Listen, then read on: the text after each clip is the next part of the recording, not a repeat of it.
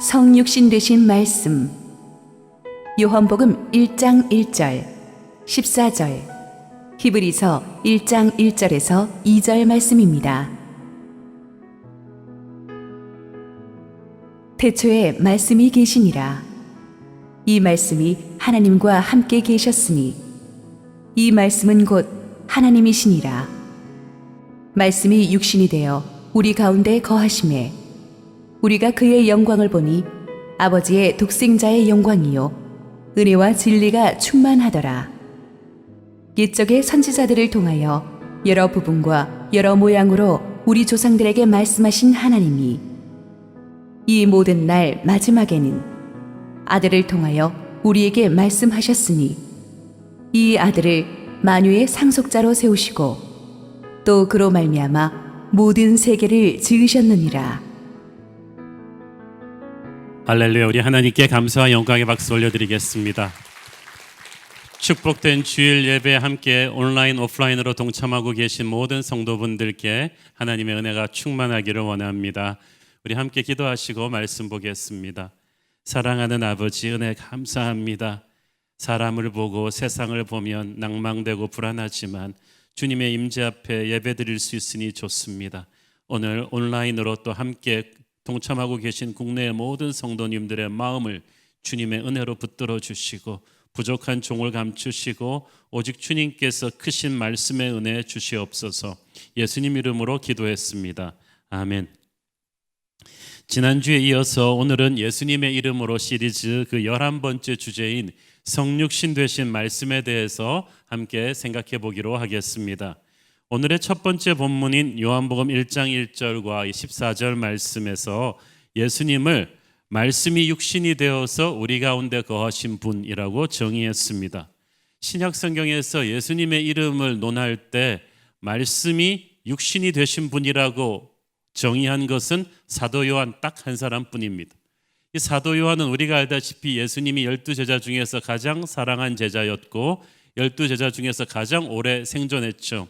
거의 90세, 100세까지 살았다고 학자들은 추정하는데, 그래서 그는 요한계시록, 요한복음, 요한 1, 2, 3서를 기록해서 성경에서 가장 마지막 성경들을 저술한 분입니다.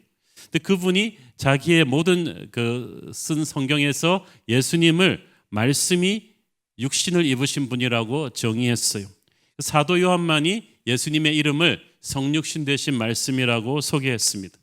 요한이 특별히 가장 오래 살았던 요한이 이 점을 강조했던 이유가 있습니다. 당시 소아시아 초대교인들 사이에서 엄청난 혼란과 분열을 야기했던 이단이 있었는데 그것이 영지주의였습니다. 이 영지주의는 인간의 육체는 무조건 악하다고 했습니다. 그렇기 때문에 하나님께서 인간의 육체를 입고 오셨을 리가 없다고 하면서 예수님의 성육신을 정면으로 부정했습니다. 한술 더 떠서 이 영지주의는 하나님께서 성경 말씀 외에도 성도들에게 알려주시지 않은 어떤 신비한 영적인 비밀이 있다고 주장했습니다. 그것은 에덴 동산에서 아담 이브를 유혹했던 마귀가 했던 유혹이에요. 하나님께서 너에게 알려주지 않은 이야기가 있다. 하나님은 모든 것을 말씀이 성육신 되신 예수님을 통해 우리에게 알려주셨는데 영지주의 이단이 그 사실을 부인한 거예요. 오늘날 뉴에이지 운동의 모체가 되었던 이 영지주의 이단으로 인해서 당시 많은 초대교회가 흔들리고 있었습니다. 그래서 가장 마지막까지 살아있던 제자 요한이, 그래서 아직까지도 사람들이 전설적인 권위로 인정하고 있던 요한이 이 문제를 확실하게 정리해 주기 위해서 이 요한 서신들을 기록한 거예요. 그래서 거기서 강조된 것이 성육신 되신 말씀이신 예수 그리스도입니다. 오늘 우리는 예수님의 이름 중에서 이 예수님의 말씀이 성육신 되신 분이라는 것이 얼마나 중요한 의미를 담고 있는지를 함께 살펴볼 것입니다. 성육신 되신 말씀 예수 그리스도는 첫째 창조주 하나님이십니다. 요한복음 1장 1절 읽습니다. 태초에 말씀이 계시니라. 이 말씀이 하나님과 함께 계셨으니 이 말씀은 곧 하나님이시니라. 예수님은 태초부터 말씀으로 존재하셨는데 이 말씀이 육신이 되어서 우리 가운데 오셨습니다. 여기서 중요한 것은 말씀은 어떠한 정보, 어떠한 지식, 어떠한 메시지가 아니라 인격체이시라는 사실입니다. 성경에서 말씀을 표현할 때 그것, it이라고 하지 않고 그분, he라고 표현하잖아요. 말씀이 인격체라는 뜻이에요. 그래서 말씀을 우리가 받을 때 하나의 지식을 검색하는 것이 아니라 하나님의 능력과 인품, 존재 그 자체를 의미하는 것입니다. 그러므로 우리에게 말씀을 주신다는 것은 하나님 자신을 주시는 것입니다. 우리에게 말씀이 올 때는 하나님이 임재하시는 거예요. 하나님과 우리와의 교제가 끊어지잖아요. 말씀이 임하지 않게 됩니다. 말씀은 단순한 지식 콘텐츠가 아니라 하나님의 임재입니다. 그러므로 여러분, 하나님이 어디 있느냐고 하지 마세요. 주신 말씀 속에 하나님이 이미 임재하고 계신 거예요. 하나님이 여러분에게 말씀을 주셨다면 하나님이 자신을 주신 것입니다. 그러므로 사람이 말씀을 붙잡게 되면 하늘과 땅을 연결하는 이 거룩한 포탈을 여는 것과 같습니다. 말씀을 통해서 우리는 하나님의 실체를 경험합니다. 인격체이신 예수님과의 교제가 시작되는 거예요. 그래서 우리가 말씀을 접할 때 단순히 머리만 커지는 것이 아니라 하나님의 역사가 우리의 삶에서 이루어지기 시작하는 줄 믿습니다. 이 말씀이 곧 하나님이시니라. 예수님은 인간 이상의 존재이십니다. 예수님은 단순한 위대한 인간이 아닙니다. 인간은 인간을 구원할 수가 없습니다. 예수님은 말씀이 성육신 되신 예수님은 곧 하나님이십니다. 이 이야기가 또 왜 중요하냐 하면 그 당시 영지주의와 함께 쌍벽을 이루는 무서운 이단이 또 있었는데 아리우스라는 이단이었어요. 이 아리우스 이단은 성자 예수님은 하나님이 아니시라고 했어요. 성자 예수님은 하나님에 의해서 창조된 피조물 중에 하나고 그러므로 전능하지도 영원하지도 않고 하나님보다 열등한 존재라고 했습니다. 오늘날 여호와의 증인이라는 무서운 이단의 모체가 되는 아리우스주의였죠. 그래서 아리우스주의를 승계하는 19세기 독일의 자유신학자들은 예수님을 하나님이 아니라고 하면서 그냥 단순히 우리가 본받아야 될 위대한 인간이라고 했어요. 한 위대한 대독적인 스승, 우리에게 도전을 주고 하나님을 어떻게 순종하는지를 보여주는 모범이라고 예수님을 격화시켰어요. 그러나 성경은 분명히 이야기하고 있죠. 예수님은 인간이 아니세요. 이 말씀이 곧 하나님이시니라. 우리가 예수님을 말씀이 성육신 되신 분이라고 할 때 예수님은 단순한 한 위대한 인간이 아니라 모든 이름 위에 뛰어나신 하나님 그 자신이심을 인정하는 것입니다. 예수님이 하나님이시라는 확실한 증거는 그가 태초에 천지를 창조하신 분이라는 데서 찾을 수가 있습니다. 요한복음 1장 2절에서 3절을 봅니다. 그가 태초에 하나님과 함께 계셨고 만물이 그로 말미암아 지은 바 되었으니 지은 것이 하나도 그가 없이는 된 것이 없느니라. 예수님은 태초부터 하나님과 함께 계셨을 뿐 아니라 그러니까 예수님은 창조된 피조물이 아닙니다. 오히려 만물이 그로 말미암아 지은 바 된 그는 창조주이셨어요. 이것이 오늘의 두 번째 본문인 히브리서 1장 2절 말씀과도 연결이 되죠. 아들을 만유의 상속자로 세우시고 또 그로 말미암아 모든 세계를 지으셨느니라. 계속해서 강조되는 띠이죠. 예수님은 말씀이시고 태초부터 하나님이 말씀으로 천지를 창조하셨고 즉 예수님이 천지를 창조하신 거예요. 천지 만물이 다 말씀이신 예수님으로 인해서 지은 바 되었고 지은 것이 하나도 예수님 없이 된 것이 없습니다. 그러므로 우리가 보고 있는 이 모든 천하 만물 속에 예수님의 터치가 있어요. 우리가 기가 막힌 자연 경관을 보면 할 말을 읽잖아요. 눈부신 밤하늘의 그 은하수를 보면서 설악산을 보면서 그랜드 캐년을 보면서 알프스 산맥을 보면서 우리가 잠시 말을 읽고 멍해지는 것은 그 모든 피조물 속에 창조주 하나님의 영광이 느껴지기 때문이에요.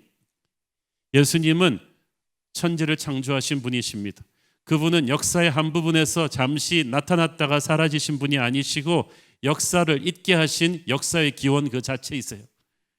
예수님께서는 역사의 문을 여셨고 또 과거와 현재와 미래에 걸쳐서 항상 우리와 함께 하시며 우리의 인생을 주관하시는 분이세요. 그러므로 예수님을 알고 믿는다는 것은 우리 인생이 어디서 와서 어디로 가는가를 아는 것입니다. 또 누구의 주권에 의해서 우리 인생이 살아갈 수 있는가 그것을 또 아는 거예요. 창조주 예수님이시기 때문에 나를 만드신 분이기 때문에 그분이 나를 가장 잘 아십니다. 세상을 만드신 분이기에 세상을 어떻게 다스려야 할지를 가장 잘 아십니다. 그러므로 나의 생을 주님께 맡길 때 나는 최고의 선택을 하는 것입니다. 그 성육신 되신 말씀이신 예수 그리스도께서 멀리 계신 분이 아니시고 우리와 함께 사신 분이셨습니다. 요한복음 1장 14절 읽습니다. 말씀이 육신이 되어 우리 가운데 거하심에 우리가 그의 영광을 보니 아버지의 독생자의 영광이요 은혜와 진리가 충만하더라. 말씀이 육신이 되어서 우리 가운데 거하셨다는 말은 쉽게 설명하자면 말씀은 하나의 개념이 아니라 그 개념이 실제적으로 보여지는 시청각 교재와도 같았다는 거예요. 예수님께서. 그러니까 예수님이 오시기 전에는 사람들이 하나님을 멀리서 그냥 추상적인 개념으로 알았습니다. 그런데 주님께서 육체를 입고 이 땅에 오셨을 때 사람들은 바로 가까이서 예수님을 실제로 체험할 수가 있었어요. 피겨스케이팅 교과서를 보고 피겨스케이팅을 공부하면 참 어려운데 김연아가 스케이팅 하는 거 쫙 보면은 저게 피겨스케이팅이다라고 고개가 끄덕여지지 않습니까? 김연아가 살아있는 피겨스케이팅 교과서였던 것처럼 아니 그것보다 훨씬 완전한 개념에서 예수님은 살아계신 하나님의 말씀이셨어요. 구약성경 시대에만 해도 사람들이 하나님의 말씀을 읽으면서 개념적으로 알았어요. 성경에서 정의를 말하고 사랑을 말하고 능력을 말하고 은혜를 말하고 지혜를 말할 때 그런 건가 보다라고 개념적으로 배웠는데 예수님이 오셔서 예수님의 인생을 보니까 예수님의 언어와 예수님의 행동을 보니까 저게 사랑이구나, 저게 거룩이구나, 저게 지혜구나라는 것을 성경의 모든 개념을 예수님을 보면서 딱 정리가 되었어요. 그래서 주님이 오시지 않았다면 우리는 그렇게 리얼하게 정확하게 하나님을 체험으로 알 수 없었을 것입니다. 예수님은 이론을 통해 만나지신 하나님이 아니시고 체험할 수 있는 하나님이셨어요. 제자들은 예수님을 통해서 하나님을 생생하게 체험할 수 있었습니다. 요한일서 1장 1절을 보십시오. 태초부터 있는 생명의 말씀에 관하여는 우리가 들은 바요 눈으로 본 바요 자세히 보고 우리의 손으로 만진 바라. 자, 여기서 첫 번째 주목할 것은 이 말씀은 생명이라는 거예요. 자, 여러분, 생명에는 동물적인 생명이 있고 영적인 생명이 있습니다. 인간만이 그 두 개를 다 가지고 있었는데 죄로 인해서 영원한 생명을 잃어버렸었죠. 그런데 말씀이 생명이세요. 생명이신 예수님의 말씀이 우리 안에 들어오면서 우리에게 영원한 생명이 회복이 된 거예요. 구약의 에스겔이 본 그 환상에서도 보십시오. 마른 뼈들이 가득한 골짜기인데도 생명의 말씀이 선포되니까 생기가 들어가서 다 살아 일어났잖아요. 말씀을 통해 성령의 생기가 들어가면 우리가 살아나는 역사가 있을 줄 믿습니다. 오늘 몸과 마음이 죽고 싶을 만큼 힘들다고 느끼는 분들은 말씀을 받고 성령의 생기로 살아나는 역사가 있기를 바랍니다. 요한은 증거합니다. 이 생명의 말씀에 관해서는 우리가 들은 바요. 실제로 예수님의 음성을 제자들은 들었거든요. 우리가 손으로 만진 바요. 의심 많은 도마는 진짜 예수님의 그 못자국 난 손을 만져봤잖아요. 그리고 우리가 눈으로 본 바다. 예수님은 팬텀이 아니다. 이런 그런 환영이 아니라 자기들이 직접 눈으로 확인한 분이시다. 이런 요한의 증거를 들으면 혹자는 참 부럽다.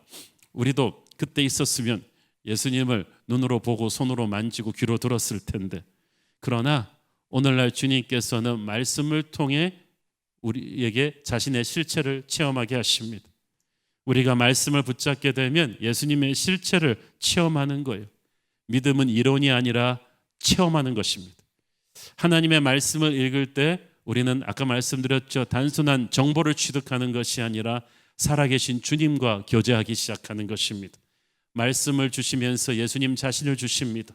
말씀을 통해서 우리는 그분의 생각을 읽을 수가 있고 그분의 마음을 느낄 수가 있고 그분의 눈물을 깨달을 수 있고 그분의 길을 걸어갈 수가 있습니다.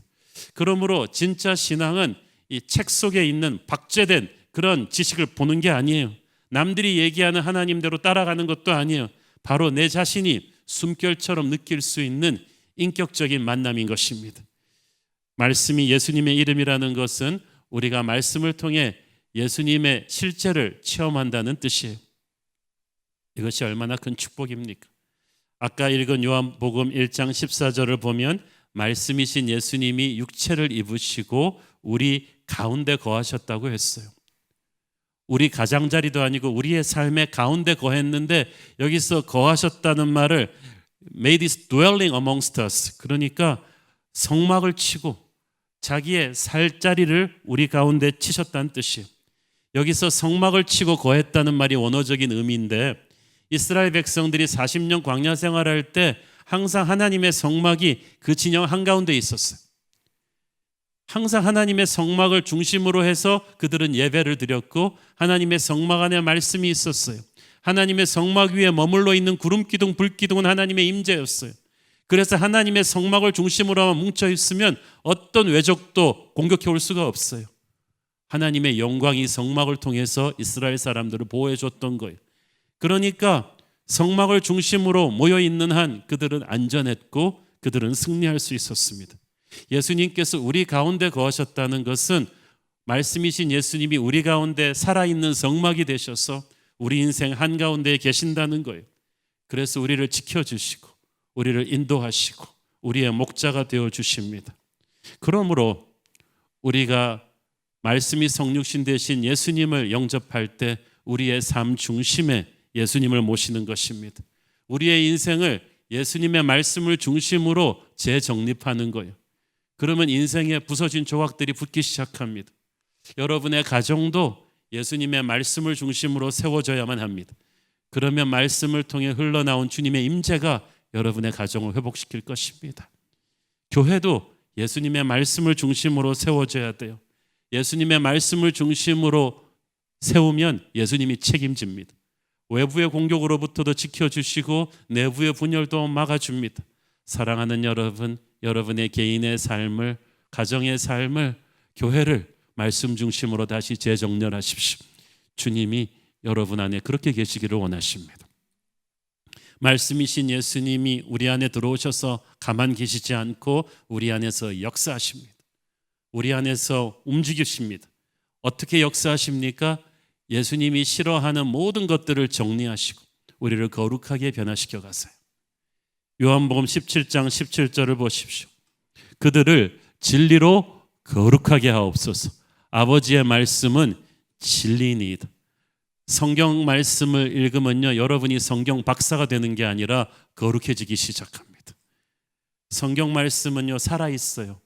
예수님의 임재 그 자체이기 때문에 여러분의 브레인에 머물러 있지 않고 여러분의 온 혼과 육체와 골수를 다 찔러 쪼개기 시작하고 여러분의 직장, 가정, 생각, 마음 모든 곳으로 구석구석 들어가서 하나님이 기뻐하지 않는 것들을 정결하게 하기 시작합니다.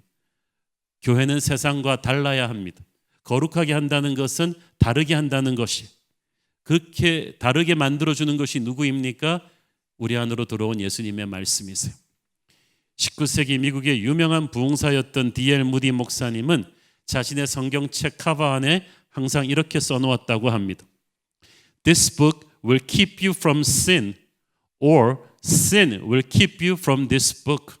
이 책이 당신을 죄로부터 멀어지게 하든지 죄가 당신을 이 책으로부터 멀어지게 하든지 둘 중에 하나일 것입니다.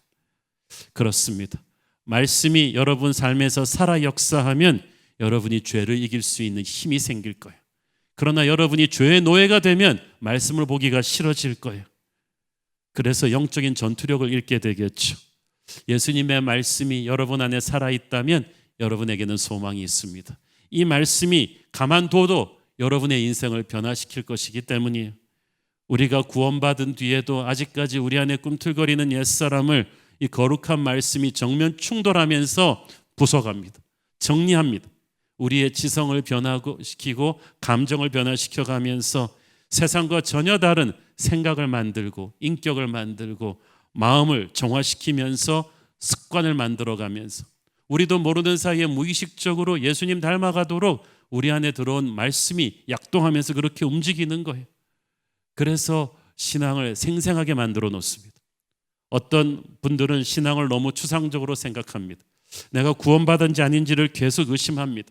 내가 진짜 하나님의 자녀가 되었는지 아닌지도 의심합니다. 그러나 만일 우리가 자기도 모르게 하나님의 말씀을 행하고 있다면 우리는 하나님의 자녀인 것이 확실합니다.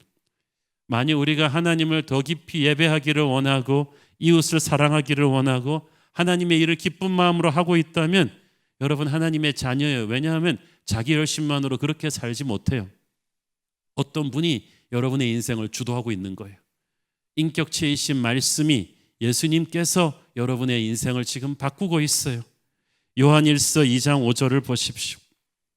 누구든지 그의 말씀을 지키는 자는 하나님의 사랑이 참으로 그 속에서 온전하게 되었나니 이로써 우리가 그의 안에 있는 줄을 아노라. 여기서 헬라어 시제로 말씀을 지킨다는 말은 계속해서 말씀대로 살고 있는 것을 말합니다. 자기도 모르는 사이에 자기가 그냥 말씀대로 살고 있는 거예요. 나도 모르는 사이에 주일날 일어났으니까 교회로 오고 있고, 나도 모르는 사이에 목사님이 이거 섬겨달라 그러니까 예스 하고 있고, 나도 모르는 사이에 술 담배가 싫어지고, 나도 모르는 사이에 불평불만이 사라지고 비전과 감사의 언어를 하고 있다면 여러분의 무의식 속에 이미 말씀이 지배하기 시작한 거예요. 말씀이 성육신 되신 예수님께서는 가만히 있지 않으신다고 했죠. 우리를 통해 끊임없이 생각하시고 우리의 옛사람을 끊임없이 압박하며 떨궈버리시고 계속해서 움직이고 말씀하십니다. 여러분이 말씀을 받은 순간에 예수님과의 그런 다이나믹한 교제가 시작되는 것이고, 그 거룩하신 분과의 다이나믹한 교제 중에서 거룩하지 못한 악한 세력이 점점 숨 쉴 틈이 없어지겠죠. 말씀을 통해서 하나님과 항상 교제하는 사람은 자기도 모르게 예수님 비슷하게 살고 있어요. 요한일서 2장 6절을 보십시오. 그의 안에 산다고 하는 자는 그가 행하시는 대로 자기도 행할지니라. 그의 안에 산다는 것은 예수님과 말씀으로 계속 교제하는 것을 의미해요. 그러고 있으면요, 자기도 모르게 예수님 따라하고 있어요. 이렇게 좋아하는 가수들 10년씩 따라다니는 덕후들이 좀 비슷해지잖아요. 옷 입는 것도 비슷해지고 말하는 것도 비슷해지듯이 여러분이 나쁜 일 안 하려고 그렇게 결심하지 마세요. 그냥 예수님을 따라가고 있으면 어느 순간부터 여러분이 예수님 따라 말하게 되고 예수님처럼 기도하게 되고 그런 걸 체험하게 될 거예요. 말씀을 통해서 우리는 예수님을 체험합니다. 우리 안에 살아 역사하시는 그분께서 우리의 삶을 자기도 모르게 바꾸어가고 있어요. 그래서 우리가 전혀 옛날엔 그런 사람이 아니었는데 정신 차리고 깨보니까 예수님처럼 점점 쉬프트하고 있는 거예요. 말씀이 성육신 되신 예수님은 우리 안에 가만 계시지 않고 능동적으로 움직이십니다. 우리는 그분의 다스림에 항상 순종하고 저항하지 말고 인생의 조종관을 항상 그분에게 내어드리면 돼요. 그러면 그분께서 우리의 인생을 주관하시고 축복으로 이끌어 가실 거예요. 그런데 우리가 말씀의 리더십을 거부하면 어떻게 됩니까? 그것은 예수님의 다스림을 거부하는 것이고, 그렇게 되면 인생은 파탄납니다. 구약 성경의 여호수아서와 사사기의 차이가 그거예요. 여호수아서는 우리도 알다시피 승리의 기록으로 가득 차 있습니다. 약속의 땅에 들어가고 불가능한 적들을 계속 무너뜨리면서 승리와 기적의 연속인데, 바로 그 다음 책인 사사기에서는 엄청난 폭력과 음란과 우상숭배와 수많은 외세 세력의 침입 앞에 유린당하는 그런 비참한 역사가 나와요. 여호수아서와 사사기의 차이가 뭐예요? 여호수아의 죽음이에요. 여호수아는 히브리 이름 예슈아가 예수님의 히브리어 이름과 같아요. 구약 성경에서 여호수아는 말씀이신 예수님을 상징하는 인물이에요. 여호수아가 죽었다는 것은 말씀의 리더십이 사라진 거예요. 그러니까 사사기서에 보면 각자가 자기 소견대로 좋은 대로 행하였다는 거예요. 모두가 각자 도생 신나게 자유롭게 사는데 얼마나 죄악에 물들어 사는지 몰라요. 그러니까 이스라엘은 형편없이 추락해버렸어요. 사사기의 그 혼란과 그 파괴는 다 예수님의 리더십을 거부했기 때문에 온 결과입니다. 한 나라도 그렇습니다. 1960년대 초에 미국의 존 F 케네디 대통령이 미국 공립학교에서 성경 읽기와 기도 시간을 없애버렸죠. 청교도 조상들이 말씀에 손을 얹고 시작한 기독교 국가 미국이 그때부터 기독교 국가이기를 포기한 거예요. 학교에서 하나님이라는 단어를 입에 올리지 말라 그랬어요. 그때부터 어떻게 됐어요? 미국의 학교에서 말씀의 공식 채널을 끊어버린 그 결과가 40년이 지나면서 어떻게 됐습니까? 세계 1, 2위를 다투던 미국 공립학교의 학업 수준이 OECD 국가들 중에서 최고 꼴찌급으로 내려앉기 시작했어요. 그 다음부터 미국 10대들이 갱폭력, 10대 임신, 마약, 가출, 동성애 엄청나게 파괴되기 시작했고요. 10년, 20년도 안 돼서 미국의 이혼율은 거의 40%, 50%로 치달았습니다. 예수님의 말씀의 리더십을 끊어버리니까 나라가 엉망이 되는 거예요. 여러분의 인생에서, 가정에서 말씀을 몰아내버리면요, 그때부터 예수님의 다스림이 빠지면요, 어둠의 물결에 속수무책으로 당하게 될 것입니다. 그러므로 여러분 어찌되었든 간에 말씀의 리더십을 회복하십시오. 일주일에 한 번 보는 말씀이 아니라 여러분의 인생 순간순간마다 말씀이신 예수님이 다스려 달라고 기도하십시오. 시편 119편 105절을 보세요. 주의 말씀은 내 발의 등이요 내 길의 빛이니이다. 내 바로 발 앞에 매번 걸어갈 때마다 쓰는 등이 바로 주님의 말씀이에요. 여러분의 인생에 주님의 말씀의 리더십에서 잠시도 눈을 떼지 마십시오. 그래야 승리할 수 있어요. 이 말씀은 영적인 전쟁을 승리케 하는 말씀입니다. 요한계시록에서 요한은 예수님이 말씀이시라고 하면서 조금 다른 맥락에서 이 얘기를 전개합니다. 계시록 19장 13절을 보십시오. 또 그가 피 뿌린 옷을 입었는데 그 이름은 하나님의 말씀이라 칭하더라. 여기서 피 뿌린 옷은 예수님의 십자가에서 흘리신 피가 아니라 적군을 무찌르고 갑옷에 묻힌 승전 장군의 갑옷에 무슨 피예요? 개선 장군으로서 예수님께서 어둠의 권세를 물리치고 승리의 전리물처럼 얻어낸 적군의 피인 거예요. 영적 전쟁의 결과예요.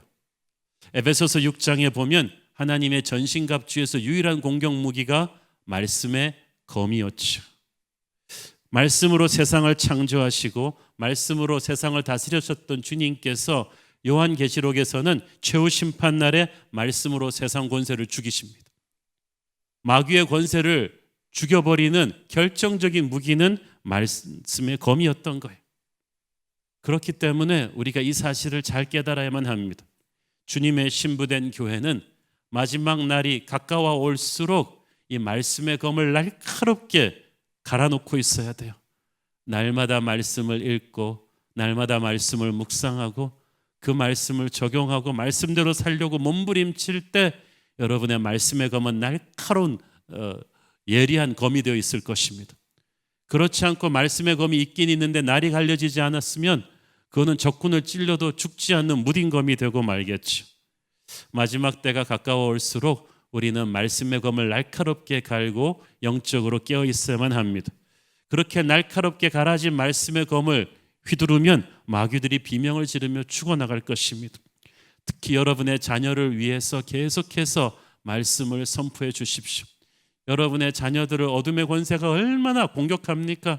그러나 그들에게 말씀의 검을 쥐어주면 마귀가 그들을 떠날 것입니다. 여러분 자신을 위해서도 말씀을 선포해 주십시오. 살면서 마음이 막담되고 힘들고 어려울 때마다 여러분의 인간적인 힘으로 어쩔 수 없는 어둠의 세력에 노출되었음을 아시고 말씀의 검을 다시 회복하십시오. 스스로에게 말씀을 선포해 주셔야 돼요. 그래야 여러분이 살아날 수가 있습니다. 말씀은 성령의 검입니다. 세상의 어두움을, 어둠의 실체를 드러내는 검이에요. 그래서 말씀이 우리에게 떨어질 때 단순한 정보가 떨어지는 게 아니라 하나님의 칼이 떨어지는 거예요. 그 칼이 떨어지면서 우리 안에 있는 마귀를 죽여요. 우리 안에 있는 옛사람을 끊어내는 거예요. 그래서 살아있는 말씀을 들으면 어떨 때는 움찔움찔 아프지만 나중에는 속이 시원합니다. 말씀의 검이 들어와서 우리를 칡너꿀처럼 얽어매고 있는 옛사람을 죽여버리기 때문이에요. 말씀을 통해서 예수님이 나를 자유롭게 하십니다. 나를 정결하게 하십니다. 따라서 하나님의 자녀는 말씀을 먹어야 살게 돼 있어요. 폭력의 칼은 쓸수록 무디어지지만 말씀의 검은 사용할수록 날카로워지죠. 우리가 항상 말씀을 가까이 해야 합니다. 여러분의 성경책에 먼지가 쌓이게 하지 마십시오. 교회에서 상품으로 드린 연대기 성경 먼지가 쌓이게 하지 마세요. 손으로 항상 만지고 가까이 하고 항상 읽으세요. 예수님께서는 이 말씀을 통해서 여러분 안에 있는 엉망이 된 속사람을 정리하실 거예요. 말씀이 그렇게 능력이 있기 때문에 마귀는 우리가 말씀을 받는 것, 말씀을 듣는 것, 말씀을 묵상하는 것, 암송하는 것 제일 싫어합니다. 이유가 있어요. 요한복음 17장 14절. 내가 아버지의 말씀을 그들에게 주었사오매 세상이 그들을 미워하였사오니 이는 내가 세상에 속하지 아니함 같이 그들도 세상에 속하지 아니함으로 인하이다. 세상이 왜 우리를 미워합니까? 말씀을 예수님이 우리에게 주신 그 순간부터 미워하는 거예요. 원어 시제를 풀어보면 아예 미워하기로 작정하고 덤벼듭니다. 왜? 우리가 말씀을 예수님으로부터 받았기 때문에. 그러니까 말씀이 양날의 검과 같아요. 말씀을 받은 게 하늘의 축복이지만 동시에 그 다음부터 세상 권세의 타깃이 되게 합니다. 왜 그러냐 하면 하나님의 자녀들은 세상이 주는 칭찬과 보상을 먹고 사는 게 아니고 말씀을 통해 하늘의 생명을 공급받고 살아가거든요. 하나님의 자녀가 말씀에 의지하고 세상에 의지하지 않기 때문에 세상이 싫은 거예요. 왜냐하면 자기에게 의지하지 않는 거는 자기 마음대로 부릴 수가 없거든요. 우리는 세상이 주는 돈과 명예와 인기를 먹고 사는 존재가 아닙니다. 그걸 먹으면 우리는 세상의 노예가 되겠죠. 우리는 하나님의 말씀으로 사는 존재예요. 그러니까 세상은 우리가 싫어요. 부릴 수 없으니까 싫고 우리가 두렵습니다. 그래서 말씀을 가진 자에게 핍박이 오는 거예요. 말씀을 가졌다는 것은 그러나 교회가 세상과 가장 차별화된 점이에요. 마귀가 숫자 많은 교회를 두려워하는 것이 아니라 말씀의 검이 살아있는 교회를 두려워합니다. 영어 철자로 써보면 말씀을 word, W-O-R-D, 세상을 world, W-O-R-L-D로 딱 철자 하나 차이인데 이게 극에서 극이에요. 교회가 말씀으로 충만하면 할수록 더 영적이 되고 교회가 말씀을 멀리하면 할수록 더 세상적이 될 것입니다. 교회와 세상을 구분하는 것은 오직 하나, 이 말씀의 검이 있느냐 없느냐이죠. 말씀은 또한 우리 각자에게 주시는 하나님의 맞춤형 선물입니다. 아까 읽은 요한복음 17장 14절 본문에 보면 예수님께서는 아버지의 말씀을 우리에게 주셨다고 했어요. 기프트라는 거예요. 선물은 아무한테나 주는 게 아니에요. 예수님이 우리에게 주시는 선물이에요. 사람은 말 따로 행동 따로일 수 있지만 예수님은 말씀을 주시면서 자기 자신을 주시는 것이라고 했죠. 말씀은 단순한 정보가 아니라고 했죠. 예수님의 임재 그 자체가 임하는 거예요. 내 인생 고비고비마다 하나님이 정말 꼭 필요한 말씀을 내게 선물로 보내주십니다. 내 필요를 정확하게 하시고 보내주세요. 이 큐티 본문 말씀을 비록 제가 정합니다만은 어떨 때는 이걸 내가 어떻게 알고 정했지라는 느낌이 들 때가 있습니다. 이 나라를 새롭게 이거 코로나 사태 모르고 제가 정한 거거든요. 어떤 일이 터질지도 모르고 정하는데 요새 에스라서 본문도 그렇고 하나님이 정확하게 우리의 상황을 아시고 보내주신 맞춤형 그 선물 배달된 것과 같아요. 여러분 그런 경험 해보실 적 있을 것입니다. 수천 명이 들어찬 큰 집회인데 하나님께서 마치 나만을 위해서 이 집회를 준비하신 것처럼 정확하게 내 삶의 스토리를 알고 맞춤과해 오듯이 그날의 설교를 준비하셨어요. 깜짝깜짝 놀랍니다. 이건 우리 집에 도청기가 설치된 것도 아닌데 어떻게 이 말씀이 내게 오지? 그래서 하나님이 이 수천 명 중에서 나한테만 앉혀놓고 1:1 과외시키는 것 같은 이 쪽집게 말씀이 오는 때가 있습니다. 그것이 살아있는 말씀의 능력입니다. 그리고 여러분을 위한 말씀 맞아요. 성경이 그렇게 말했거든요. 아버지의 말씀을 예수님이 주신 거예요.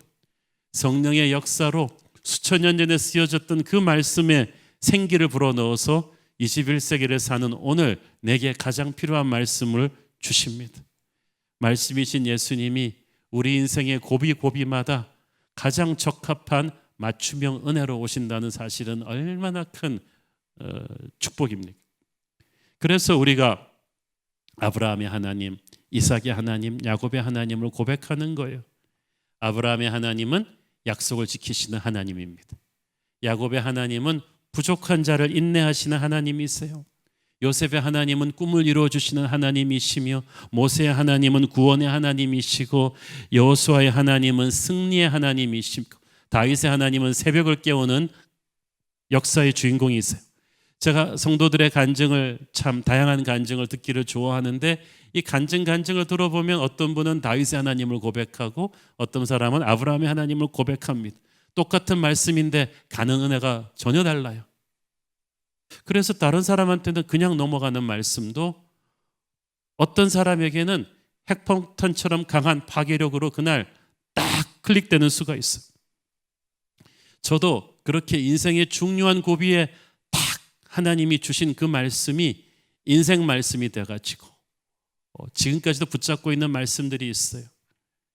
10여 년 전에 오래 부교육자로 섬기던 교회를 갑자기 떠나서 새로운 교회를 개척하게 되었을 때 정말 가슴에 막막한 두려움이 몰려왔었습니다. 그때 하나님께서 이전에도 읽었지만 그때 예레미야서를 다시 보게 하셨는데 그때 가슴에 각인시켜 주신 예레미야서 29장 11절 말씀을 저는 제 인생 말씀으로 살았어요. 설교에서 자주 쓰니까 여러분도 익숙하실 거예요. 여호와의 말씀이니라 너희를 향한 나의 생각을 내가 아나니 평안이요 재앙이 아니니라. 너희에게 미래와 희망을 주는 것이니라. 여러분 인생에 깜짝 놀랄 힘들고 어려운 일이 생길 때마다 여러분은 이 말씀을 기억하셔야 돼요. 너희를 향한 나의 생각은 평안이요 재앙이 아니다. 재앙 같은데 아니라니까. 너희에게 미래와 희망을 주는 것이다. 이 말씀이 제게 인생 말씀이 되었습니다. 또 목회하면서 너무나 육체와 마음이 힘든 그런 큰 위기가 몰려왔을 때 또 시편 118편 17절 말씀이 또 그때 또 저를 살렸죠. 내가 죽지 않고 살아서 여호와께서 하시는 일을 선포하리로다. 그래서 죽을 것만큼 괴로울 때마다 저 말씀을 통해서 다 하나님이 은혜를 주세요. 내가 죽지 않고 살아서 여호와께서 하시는 일을 선포하리로다. 현실은 죽고 싶은데 하나님은 아니라는 거예요. 그래서 저 말씀은 단순한 정보가 아니라 그 말씀을 암송할 때 예수님이 마치 내 안에서 임재하시면서 나를 탁 끌고 간 듯한 느낌이에요. 주님께서 내 바로 옆에 계시는 것 같아요. 예수님께서는 항상 우리에게 말씀으로 임재하십니다. 저는 항상 걸으면서도 그렇고 보통 때 국내의 유명한 목사님들 설교를 유튜브에서 무작위로 듣는 걸 굉장히 좋아합니다. 근데 지난주에 어떤 제가 전혀 알지 못하던 미국 목사님 설교를 들었는데 진짜 한 15분 클립이었는데 하나님이 말씀하신 것 같아요. 정확하게 제 마음을 알고. 그래서 깜짝 놀라서 그 말씀을 받아 적고 너무너무 울었어요. 와, 근데 보니까 그 목사님이 3년 전에 설교한 말씀이 3년 전에 설교 말씀이 유튜브에 떴는데 그걸 제가 어떻게 클릭을 했겠어요. 근데 정확하게 하나님께서 제가 지난 몇 주 동안에 하나님에게 혼자 기도하면서 말씀드렸던 것들을 정확하게 사랑하는 여러분, 예수님이 말씀을 주시면서 자신을 주십니다. 여러분은 외로워하지 마십시오. 절망하지 마십시오. 태초의 말씀으로 세상을 창조하신 하나님께서 말씀으로 우리를 살리실 것입니다. 지금도 하나님의 말씀은 떨어지는 그 순간 그대로 현실이 되지 않습니까? 하나님 말씀하시면 홍해가 갈라지고 하나님 말씀하시면 해와 달이 멈춰서고 하나님이 말씀하시면 하늘에서 만나가 내리고 하나님이 말씀하시면 사막에서 샘이 터집니다. 오늘 우리가 찬양했듯이 말씀이 성육신 되신 예수님도 그랬습니다. 예수님이 말씀하시니까 물이 변하여 포도주가 되었고 예수님이 말씀하시면 죽은 바디메오 눈먼 바디메오가 눈을 떴고 예수님이 말씀하시면 죽은 나사로가 살아나고 예수님이 말씀하시면 거친 파도가 잠잠해집니다. 그래서 그 후렴 구절처럼 예수님 나에게도 말씀하셔서 새롭게 변화시켜 주시옵소서. 성경 속에 있는 예수님께서 지금 내게 말씀하시면 내 삶에 기적이 일어날 것을 믿습니다. 저는 여러분이 말씀을 향해서 그런 믿음을 갖게 되기를 축원합니다. 어떤 절망적인 상황에 지금 여러분이 있다 할지라도 하나님이 지금 여러분에게 말씀을 주신다는 것은 소망의 시작입니다. 말씀을 통해 하나님이 오실 것입니다. 말씀을 붙잡으십시오. 세상의 말을 너무 많이 듣고 있어가지고 우리가 낙담하고 불안해요. 그러나 예수님의 말씀을 듣기 시작하면 신비하게도 세상이 주었던 불안감과 두려움이 뒤로 빠지고 평안함과 담대함이 그 자리를 채울 것입니다. 사랑하는 성도 여러분, 오늘 말씀을 통해 주님이 여러분에게 오심을 믿으십니까? 오늘 말씀을 통해 예수님이 여러분 안에서 역사하고 계심을 믿습니까? 주님의 실체를 말씀을 통해 체험하시고 세상을 이길 수 있는 영적인 능력 받기를 축원합니다. 기도하겠습니다. 주님, 우리가 날마다 쉽게 접했던 말씀이 살아 역사하시는 예수님의 임재 그 자체임을 깨닫게 하시니 감사합니다. 오늘 말씀을 주신 예수님이 나를 버리지 않고 지키시고 살리실 줄을 믿습니다. 말씀이 내 안에서 살아 역사하셔서 어둠의 권세를 무찔러 주시고 내 인생에 새로운 돌파구를 열어 주시옵소서. 말씀이 오는 그 순간부터 내 인생은 기적이 될 것을 믿습니다. 예수님 이름으로 기도했습니다. 아멘.